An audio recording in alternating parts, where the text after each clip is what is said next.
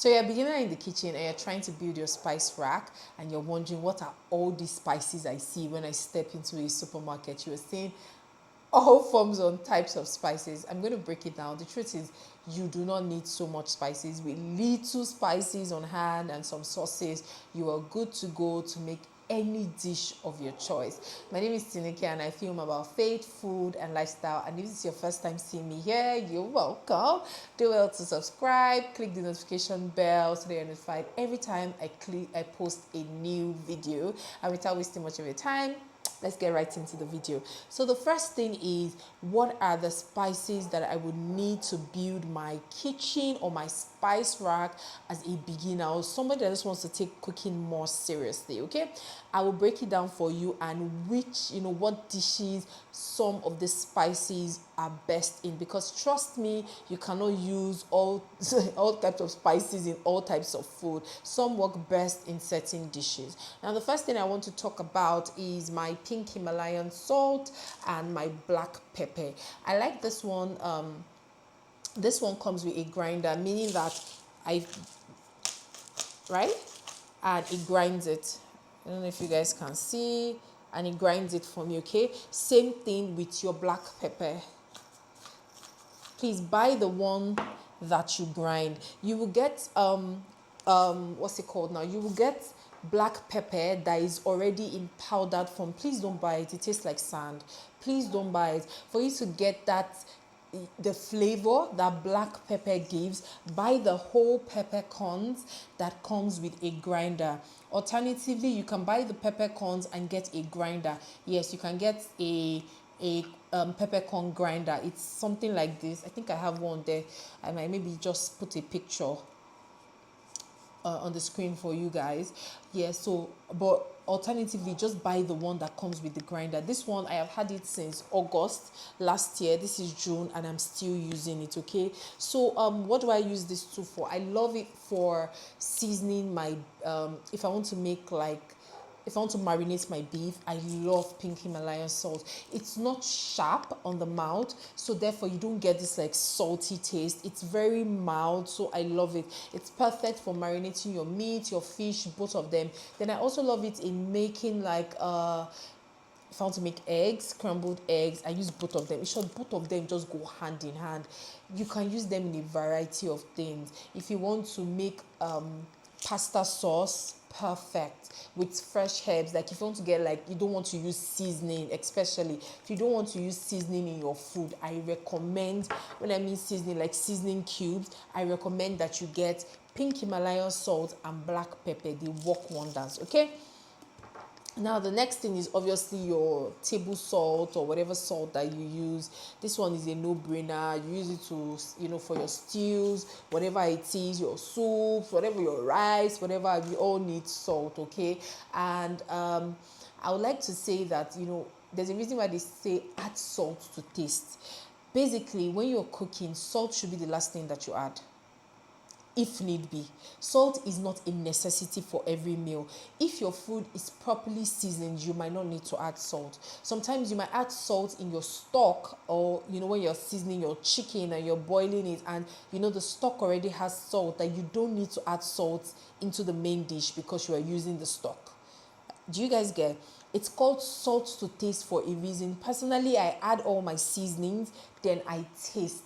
If I feel it's a bit short somewhere, salt is what is short, and I will just I usually cook with very little salt. And that's because a lot of some of the seasonings, especially seasoning cubes, they have salt in it.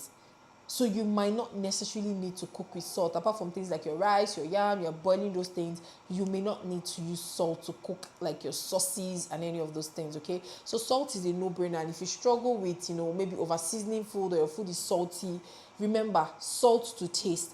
After you have finished adding other seasonings, go ahead to add your salt, okay? Taste, and if need be, add salt. A lot of times, I don't even add salt. The next thing I want to talk about is my Sazon. If you guys follow me, this is the brand that I use. This Spice Supreme is even empty. I just kept the container for you. I just used the last one tonight. I hope you guys can see. Yeah. So this one is a complete seasoning. It's It's called Sazon Everything Mix, and that's because it contains, let me read out the ingredients list for you. Salt, monosodium glutamate, garlic, spices including black pepper, oregano, basil, and turmeric for spice and color, onion and tri okay, this one is a preservative, right? So you can hear all, it's a complete seasoning. I love this seasoning so much.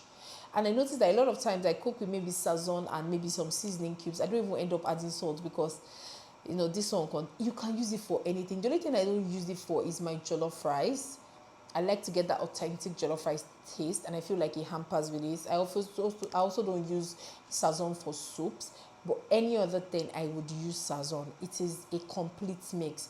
So if you're starting up building your spice rack, apart from salt and black pepper, I recommend sazon. Please get sazon, okay? Now, like I said, you can use it for anything. Parsley flakes. Parsley is I like it for garnishing, really, honestly. If, for example, you just cook white rice, you just sprinkle you just sprinkle small parsley on top for garnishing. I think it's best for garnishing and color. I don't see so much of taste that it gives you, these dried ones, except you're using the fresh one. The fresh ones definitely have a stronger taste, but if you're using the dry one, I use it for garnishing. I'm making pasta, I'll just use it to garnish, maybe creamy pasta. I'll just use it to garnish. I make a sauce, I use it to garnish. I also like it in my fried rice. I add it to my fried rice. Again, not necessarily for the taste, because like I said, I don't really get the taste of the dry one. It's so mild, but like for color, yes, it gives this vibrant pop of color. This is what it looks like inside. As you can see, it's light green, right? So it gives that vibrant, and I think this one is, maybe because I've opened it for a little bit, normally it's even lighter than this, okay? So that's what that is for. So you can use it in any of your stir fries, when you're making rice or any of those things. Is it a necessity when building your spice rack? No, not really, honestly. If I'm being honest, not really. You can do without it, okay? Another one is rosemary. I use rosemary in only one thing. I use it in jollof rice. Rosemary is so strong that it can overpower everything that you use it for. If you go and use it to fry, especially the fresh one, like when I see people using it, I'm like, yeah, doesn't it overpower the food? Especially the fresh one. Like you can use it for like steak, the fresh one, but you see this rosemary, I use it for only jollof rice, and that's because there's already a concentrated pepper base, and there's already, you understand that our jollof pepper base is quite concentrated. The tatashe, the onions, the garlic, the tomatoes, it's quite concentrated that it now adds like a boost, like a flavor boost for my jollof rice. That's the only thing I use rosemary for, and that's why I have it at home. I love it in my jollof rice. But if you like, you can use it in other rice dishes, or you can use it in maybe like pasta sauce. I think it will work in pasta sauce. But any other thing, I feel like if you're using this, be very careful. Is this a must when building your spice cabinets? Not really. You can do without it, okay? Now to our almighty curry and thyme. I've decanted my thyme into these jars. You can see I wrote thyme on it, okay? So curry and thyme, I feel like, yes, if I'm building my spice rack, I'll have curry and thyme because I'm in Nigerian, okay? It just goes with everything to season your protein. I don't use curry when I'm marinating meat or fish. I don't use it. But if I'm cooking it directly, I use it if I'm cooking protein directly. So to cook your meat, your fish, a lot of things, your rice dishes, you need it for your jollof rice, it's perfect in your stews. I mean, we all know curry and thyme. So yes, I feel like curry and thyme is one of those things that you should just have in your, your spice cabinet. This is whole oregano, and I only use it when I'm making pasta sauce, or I want to make like a meatballs or something like that. Yes, it's also perfect in like crispy fried chicken. It has a strong, not so strong, like a medium flavor profile. It's definitely not as strong as your rosemary. So I mean, you can use it. I hear people use it to cook jollof rice as well, that they add it, in their jollof. I've tried it and I don't know, I'm neither here or there about it. But definitely you can also add it to your fried rice, your coconut rice. Is it a must in your spice cabinet? You can really do without it. But if you're somebody that likes to make, you know, Italian meals, I would recommend that you get it. Or you do a lot of maybe crispy fried chicken. It is so amazing for crispy fried chicken. If you check a lot of recipes online for crispy fried chicken, you will see you will see whole oregano there. Okay, now I feel like this is one underrated thing. Cameroon pepper, it is a must have. I don't know, there's a taste it gives your food. I love boiling meat with it. I love boiling meat with it so much. I love boiling meat with it. You can, as in jollof rice, fried rice, especially your local meals. I won't even use it for jollof rice because it's quite strong. But for like coconut rice, like your local coconut rice, or for like native rice, it bangs. I don't know, but I feel like Cameroon pepper, it's not like I don't know, I know. Cameroon pepper is definitely a must have in your spice cabinet. Try it and come back and thank me. Use it to boil your meat, your chicken, your fish, whatever it is. Use it, come back and thank me. It gives you this flavor that I just love. Or use it to cook your coconut rice or your native rice. You are going to love it. So definitely a must have. Now this is paprika.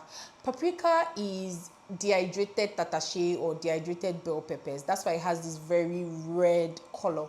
Basically, it's not for flavor, basically, it's for color. Some people say they don't like the taste. I don't get the taste. I don't taste it. But it's for color. So let me say that, for example, you can use it in anything. You can even add it to your jollof rice. It will just give it a more like a reddish color. Okay. Now, one thing I love to use paprika for is if I'm going to fry chicken, like crispy fried chicken, like it gives it that golden brown color. Once you add this, it allows your chicken gets golden brown quickly so that it's not tough, because there's a way that you will fry it to get that golden brown color without paprika that the chicken will be tough. Okay, you want it crisp but not tough, and I think paprika just is basically for color. Is it a must have? No, I haven't used this for a long time because I haven't fried chicken, and I use bell peppers in most of my meals or tatashe, so I don't really have need for it. So I won't say it is a must have. Now, out of all the spices that I have listed, okay, the final one is your stock cubes or your seasoning cubes. Definitely a must have. Use any brand that you have. Like, I love to use chicken seasoning or chicken cubes for chicken meals and beef for beef meals, right? So for example, if I'm going to cook jollof rice and I'm using beef stock, I'm going to use beef seasoning cubes. Do you understand? If I'm boiling my chicken, I use chicken seasoning cubes. If I want to make fried rice, I'm going to use chicken seasoning cubes. If I want to cook my soup, I'm going to use beef seasoning cubes, because I feel like beef just has that flavor, that your beef cubes has like this local flavor, as opposed to your chicken cubes. So if you want to make beef, use beef cubes. If you want to make chicken, use chicken cubes. Now, out of all of this, which one would I say is a pantry essential when trying to build your spices? Number one, I would recommend that you have salt and black pepper. Obviously you need your regular salt, or you can just use this as well. I would definitely recommend Sazon. If you don't buy anything, buy Sazon. You will come back and thank me. Like I said, it's a complete spice mix. Sometimes when I want to fry egg, I just add only this, just small, and it's done. I would definitely recommend my Cameroon pepper. And I would definitely recommend your curry and your thyme. I feel like every other thing, and don't get me wrong, these are not even all my spices. I have so many up there. So many in my spice cabinet. But I feel like this is really all that you need to make a good tasting meal. Now, if you're coming for, even only with this Sazon, you make a good tasting pasta sauce. Yes. These three like this, you will make a pasta sauce that bangs. Now, you can also add onion powder and garlic powder. The reason I don't have onion powder and garlic powder, I have stopped buying that for a long time, and that's because they cake up. people say keep them in your fridge. I don't have time for that. I use the fresh one. I always have onions and I always have garlic in my house. Two things I always have, onions and garlic in my house, because I use it to cook.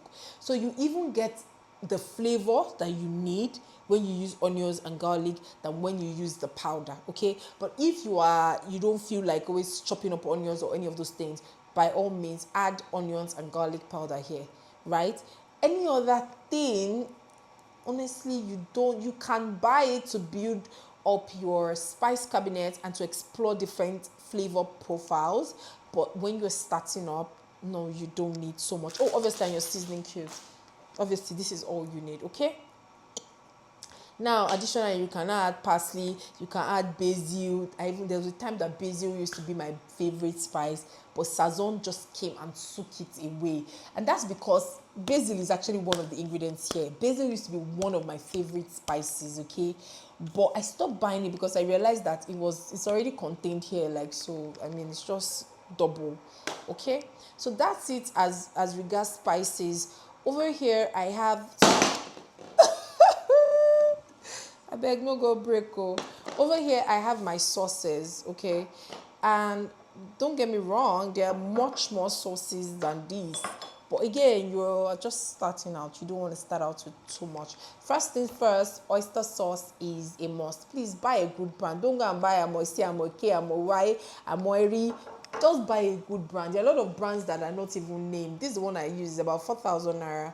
Now, your oyster sauce is like your seasoning cubes. Like, it swaps out your seasoning cubes in like your Chinese meal. It's thicker. It has a very good flavor profile. I love it. So if you want to make, like, I'm doing a sauce series, you guys would have seen it. You'll see me use oyster sauce a lot there. All right, so that's what oyster sauce is. It swaps out your seasoning. Then there's light soy sauce. Light soy sauce has like lesser sodium. Okay, I feel like soy sauce has this very salty taste. Now these two bottles are soy sauce, okay? This one is about finishing, and this is the original Amoy. This is the original one. Can you see? If you cannot get the original one, please just buy another brand. This one now is La Choy. I've had it for a while, Seth. But this is light soy sauce and it's lesser in sodium. And because it's light, it's also lighter in color. Now, let this be your salt. Take this as your salt. Take this as your seasoning cubes. Pair them together for your sauces and you have a match made in heaven.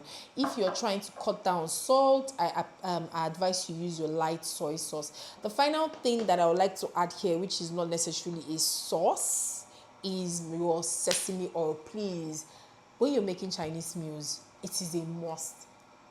And most, like, to get that flavor profile, you can use it in the beginning, maybe when you're stir frying, but when you're about to finish, drizzle a little more over the food, just as you're taking it off the heat. Give it one final mix and you're good.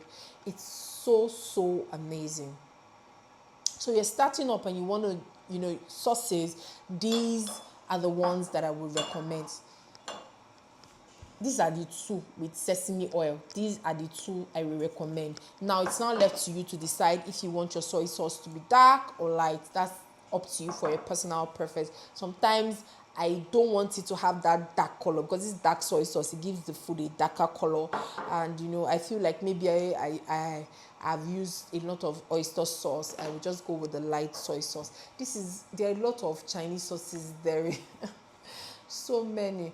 Worcester, what they call their one. I don't know how to pronounce it. Those ones, I have those ones. I have the sweet chili sauce. There's chili sauce. There are a lot. But go and check. These are the two most important. It's once you have this one, you can cook a good Chinese meal. Just these two with sesame oil. That's all. That's all you need, okay? So if you're a beginner or you're just trying to build your spice rack, these are some of the spices that I would recommend you have, okay? If you guys have loved watching this video, please let me know in the comment section. Don't forget to like, share, subscribe, okay? And I'll see you in my next video. If you have any questions to ask me, please go ahead to ask me in the comment section. Tell me what are your most, your everyday use spices that you love to use in your kitchen. And thank you guys. I will see you in my next one. Bye.